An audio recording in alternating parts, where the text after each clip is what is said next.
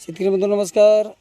आपल्या यूट्यूब चॅनलवरती सरचे स्वागत. तुम्हाला तर माहिती आपला विशेष भारी महाराष्ट्रातील सर्वात मोठी 35 एकरात नर्सरी. आता जे लोडिंग चाललं आहे हे 1.5 वर्षाचं रोप आहे. मलेशियन ग्रीन डॉर्फ केरळमधलं क्रॉस पॉलिनेशन जात आहे. हे बारामतीसाठी लाकडी गाव आहे. वनवे म्हणून शेतकरी आहेत, क्लासून ऑफिसर आहेत.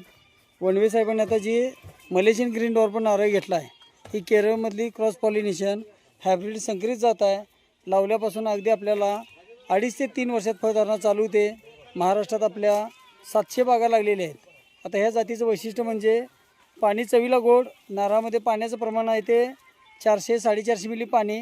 नारळ पाणी आणि खोबऱ्यासाठी चालणारी 2 in 1 जात आहे, जे आपल्याला लागवड केल्यानंतर 2.5 ते 3 वर्षात उत्पादन चालू होतं. वार्षिक उत्पादन आहे 350 ते 450 नारळ. ज्या शेतकरी बंधूंना आपल्या बागा बघायच्या आहेत त्यांना महाराष्ट्रातील प्रत्येक जिल्ह्यामध्ये तालुक्यामध्ये आपल्या बागा बघायला भेटतील.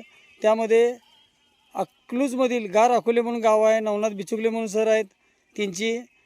त्याचबरोबर धाराशिवमध्ये श्री वैजनाथ माळे असतील. तसेच निथिळ गाव आहे त्यांचं. वाईमध्ये सुकुंडे काका, सातारमध्ये अनपटवाडीमध्ये मारुती अनपट जिल्हा परिषद सदस्य. त्याचबरोबर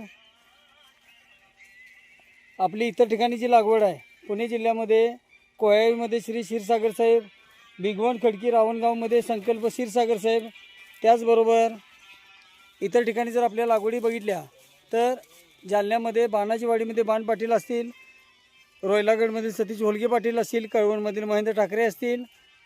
तसेच मंगळवेढ्यामध्ये सलगर गावामध्ये कारखान्याजवळचं सलगर API बनसोडे साहेब असतील.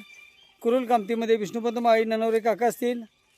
तसेच मंगळवेढा मोहोळ पोलीस स्टेशनचे अधिकारी गोपीनाथ वाघमोडे असतील. निमजमधील धनाजी पाटील असतील, RD पाटील सरवडे राधानगरी असतील. अशा सर्व ठिकाणी आपल्या बागा चालू झालेल्या आहेत. आणि नारळ पाण्याने शाळेसाठी खोबऱ्यासाठी चालणारी बुटकी लोटन जात. सरासरी वार्षिक उत्पादन 350 ते 450 नारळ. महाराष्ट्रातील सर्वात मोठी सर्वात जुनी नर्सरी 35 एकरात नर्सरी. लांजामध्ये 32 एकरात नर्सरी. 250 कामगार, 40 कोटीची उलाढाल.